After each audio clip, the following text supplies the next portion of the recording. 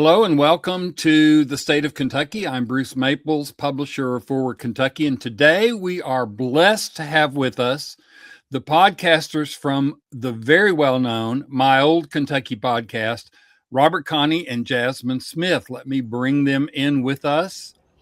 Robert and Jazmin, welcome to the state of Kentucky. Thanks for having us. Yeah, thanks for saying we're well-known, too. I don't know about that. But... Well, I think it was Perry Bacon who said, you got to listen to My Old Kentucky podcast. So he hadn't said that about any of mine. So you all ought to claim it, Yeah.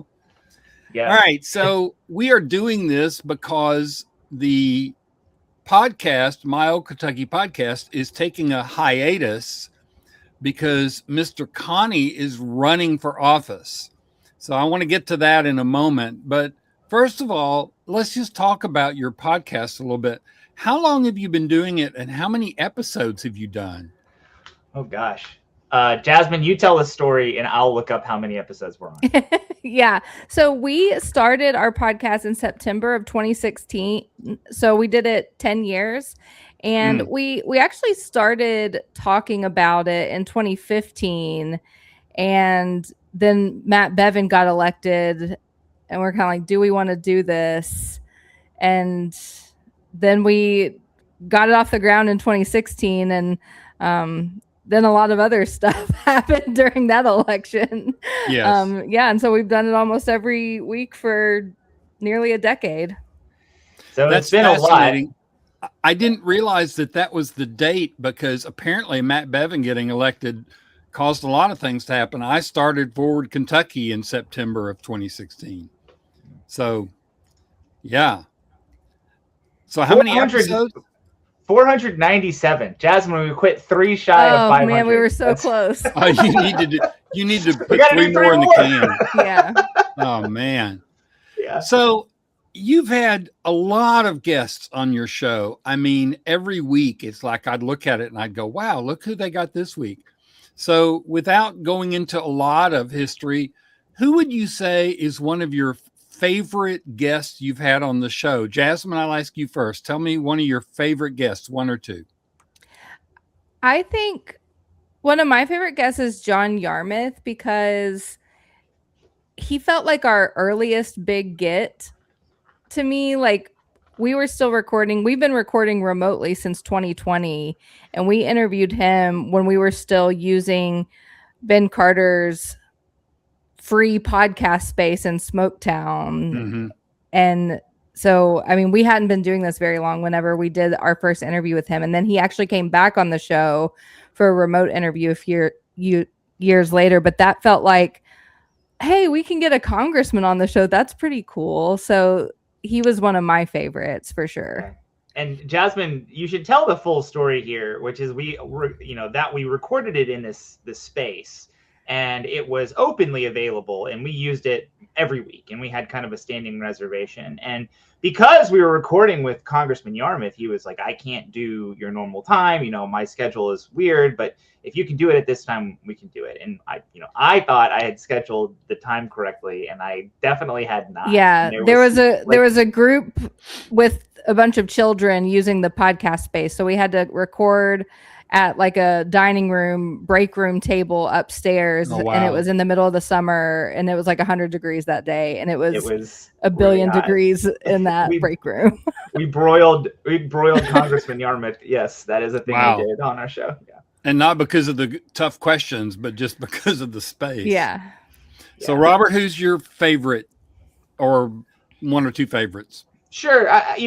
It's tough to say. I mean, there's different ways that you can be a favorite, right? And I think that there are some that were interesting or like meaningful in surprising ways. Like I didn't really have high hopes for the recording that we did with former Representative Reginald Meeks, but that ended up being one of the more interesting shows that we ever did. There are some that were very cool because they were kind of off the beaten path. There was a time in between elections where we interviewed like 2 different poets, one from Eastern Kentucky and one from Western Kentucky.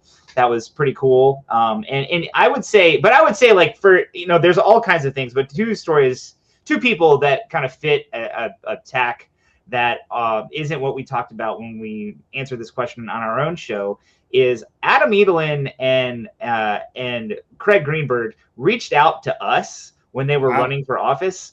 That was when Adam Edelin was running for governor and Mayor Greenberg was running for mayor. And they both, they running across the whole state or the entire city of Louisville, and they decided that it was in their best interest to be interviewed on our show, which was a pretty big deal. I thought it was cool. Not everybody absolutely loves those two people. And my feelings are complicated but mostly positive about both of them. And I think, it was an interesting situation that we both kind of found ourselves in, that it was just kind of like, wow, this is something that people running for office want to do. They want to be on our show, which was pretty cool. Yeah. As I've listened to you over the years, it seems like that there's sort of two personalities going here. There's the Robert personality and the Jazmin personality, and they're definitely a contrast. Do y'all work to do that, or is that just the way it has been since the beginning? Since before the beginning, Bruce. Yeah, this is literally our friendship since 2008. So how did y'all meet? We met at the Baptist Campus Ministry. Yeah, you'll appreciate that, Bruce. We met at the Baptist Campus Ministry, and we formed a progressive podcast. So as a BSU. We had to change it from that was when I was a freshman. Nationally, they changed it from the BSU to the BCM. And yes, as someone with a Baptist ministry degree who also has a progressive podcast, I'm sure you can appreciate that that's where we met as well. Yeah. So we met there in 2008. We were friends in undergrad. I mean, Jazmin came 3 years after me, and I was in grad school, so we were in Lexington together for a long time, and then we both ended up in Louisville. And it wasn't too much longer after Jazmin got here that I had a different podcast about film of all things, and it had kind of petered out, and I was like, let's do a different one. Jazmin is somebody we really mesh with, and I kind of feel like just the fact that we function so well together is the reason why it's lasted as long as it did. I think that there are other people where there is, where it doesn't fit as naturally. I think my personality certainly grates against people. But and I wouldn't say that's actually true of Jazmin, but I definitely think if I hadn't had Jazmin, that somebody else would have quit on me a long, long time ago. But I do think, that we work very, very well together, and that's kept us going for a decade. Jazmin, do you agree that y'all work well together? Yeah, and that is part of why we're going on hiatus right now, and that I'm not like bringing someone in while Robert's running for office, because I don't really know how I would do it long term with another co-host. Yeah. I realize that you don't mean it this way, but it just tickles me every week when you start the show. Robert usually kicks off the show, and then he says, "How are you, Jazmin?" And there's this pause, and then it's, "I'm okay." I'm like, it's like Robert is just like full of himself, and Jazmin is just calm. And I'm wondering if that's the difference between data and lawyer, but I don't know. I think it's also that the subject matter we're often talking about, like if I'm doing pretty well in my personal life, I'm like, oh, now we have to talk about this pretty depressing stuff. It's hard to be like hyped to do it sometimes. It is kind of ironic that like we started this show like probably when the worst period to be a Democrat in the state of Kentucky started. Right. It was we got September, we got 3 months of a Democratic majority in the House of Representatives. And then we've been dealing with a Republican supermajority in both houses of the legislature pretty much since the fourth month of the show. We dealt with Matt Bevin for a few years. We've had Andy Bashir, but we haven't had any other of the executive offices. We haven't had either of the senators. We've had the Louisville Congress seat, but we haven't even had the Lexington one. It's been in the history of the Democratic Party in Kentucky the most difficult period. Yes. But we keep doing it because we enjoy it, and like somebody has to talk about this stuff, and it might as well be us. I kind of feel like so. Speaking of difficult, I wanted to come back to guests. and ask about difficult guests. I've heard rumors of some early episodes that were sort of rough, but I'd like to ask who you remember as a difficult guest. You don't necessarily have to say the name unless you just want to. So, Robert, tell me about a difficult guest. Well, difficulty in the same way that meaningful can have different like meanings, right?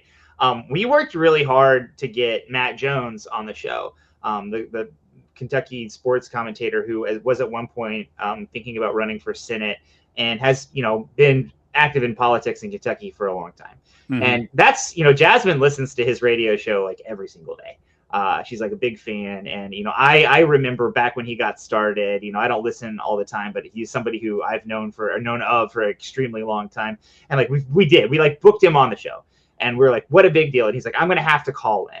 And that seems like an extremely reasonable request for a show. And, we are not audio engineers by any stretch of the imagination. We're barely podcasters. We had this board that I was like, I think we can do this. I'll like plug this into here and plug this into here. And it worked, but it was very, very bad. The quality of the audio is horrible.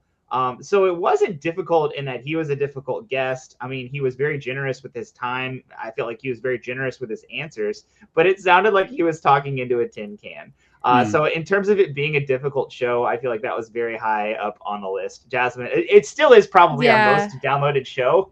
And we didn't even promote it because Jazmin was like, I'm not even going to put this. I was too embarrassed about the audio quality. Yeah. But I think like in terms of like difficult guests, the only one that comes to mind was a show that I wasn't a part of when Robert had two like sparring think tank people on the show. Yeah, it was kind of supposed to be more of a debate, and it devolved into, I don't know, whatever it was. It wasn't friendly. And yeah, it was a researcher from the University of Louisville who's kind of more of a progressive and does kind of like urban issues, and then. Bruce, I don't know if you remember the Pegasus Institute. Is that something that rings a bell? Yeah. So it's like one of the people who like managed the Pegasus Institute. And, they had been like, oh, we listen to your show every week. We would love to come on and talk about the issues of the day and present the conservative standpoint. And I was like, I don't really want to talk to these guys, but my friend Pat sure does. He's been raring to go to talk to these people for a while. It could be fun. It was not fun. And I think we were also still figuring out like what the show looked like in terms of guests and things like that. And I think we ultimately decided like that we wanted it to be a pretty friendly show and not like a political debate show after that. Not like Crossfire or something like that. And there's a lot of like male energy in podcasting, and I do think we just kind of there's enough of that in the world, and so I definitely kind of wanted to be more of have some different kind of energies that are coming through there. So have you ever thought about going to video, or are you just satisfied, happy with just doing the audio side? I would say anything that you can do with the podcast, we've like thought about it and like said, well, these people are doing this or doing that. And, the thing is, this fits into our lives in the way that it does. Mm-hmm. And we're both very happy with like the way that it works.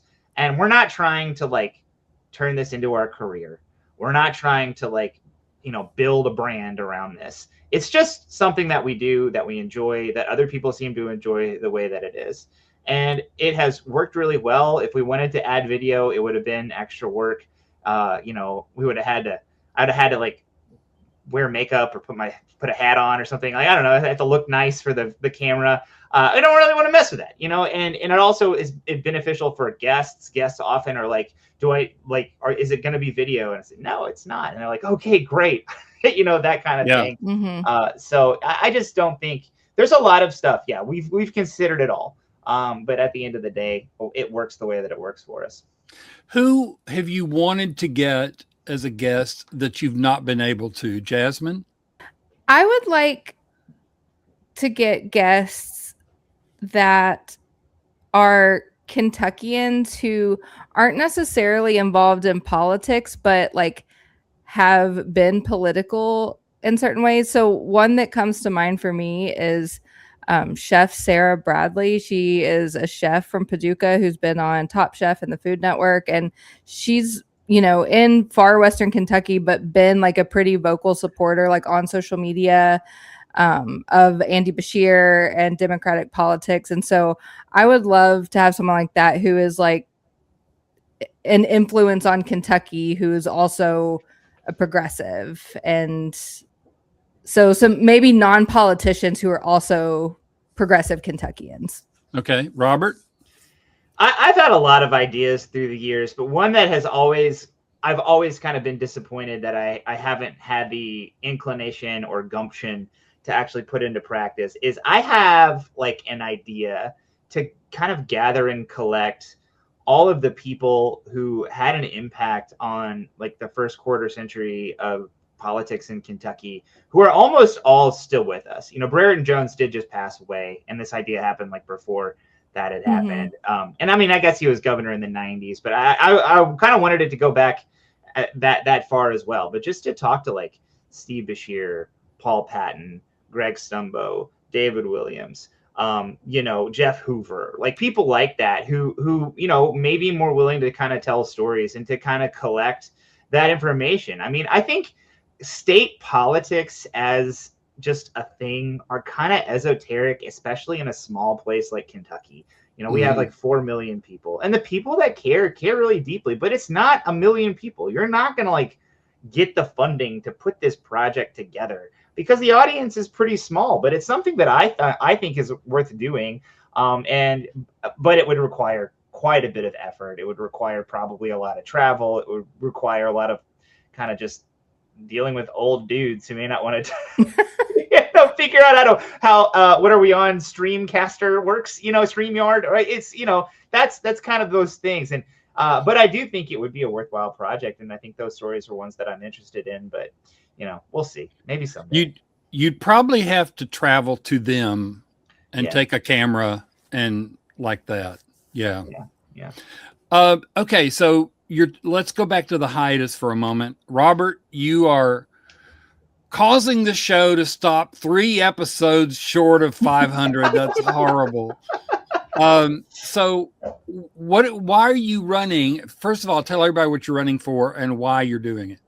Yeah, I'm running for JCPS school board, and the long and short of it is I'm running for it because a lot of people who I very much respect asked me to look into it, and I looked into it and I said it's something I can do. It's some way that I feel like I can actually make an impact on public policy, and as my old Kentucky podcast is evidence of, I am more than willing to volunteer my time for things that seem kind of silly or ridiculous because I think they're meaningful or might have an impact on people. The JCPS school board and school boards in general are not paid positions in the state of Kentucky. I think you get paid like $50 a meeting or something like that. But the Jefferson County Public School Board manages the second largest budget in the state of Kentucky. It is larger than the Metro Louisville budget. It's larger than the city of Lexington. It's larger than Fayette County School Board. Obviously, it is right behind the state of Kentucky itself in its size of budget. It is a massive amount of tax dollars that come through JCPS.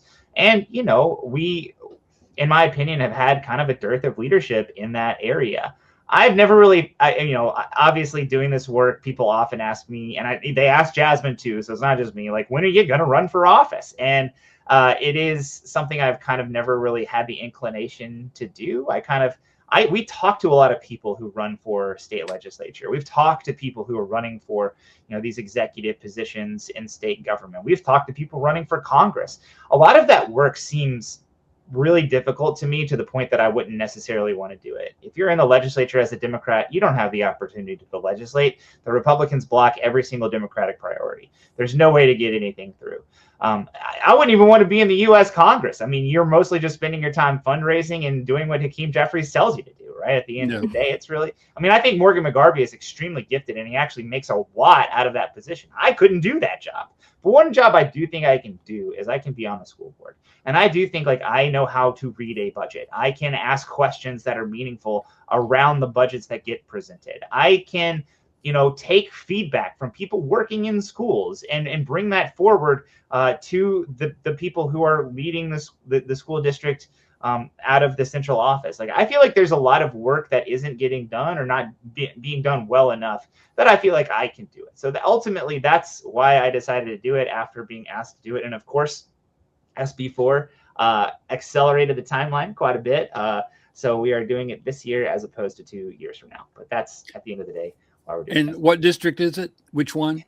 So it's District 2. And Bruce, if you in want the me to new map.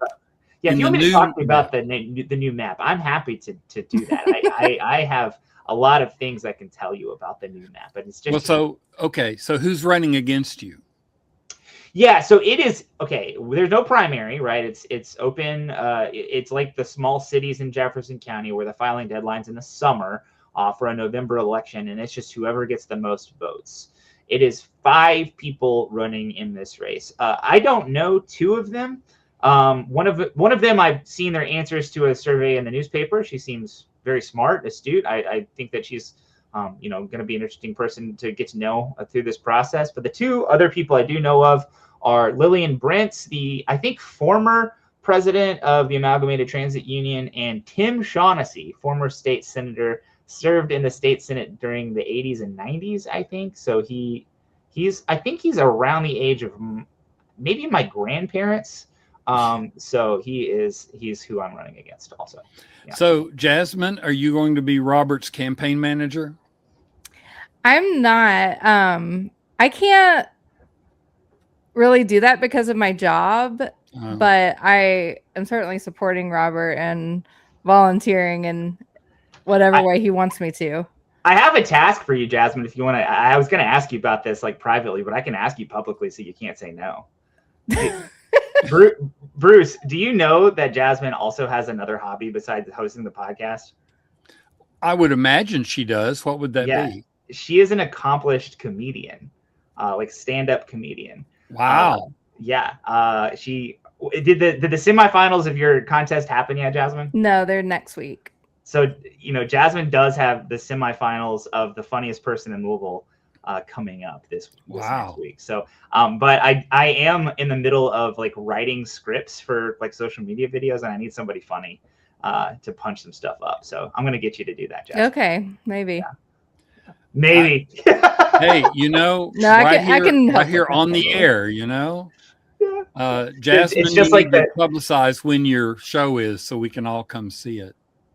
It's June 30th at 7 p.m. at Louisville Comedy Club.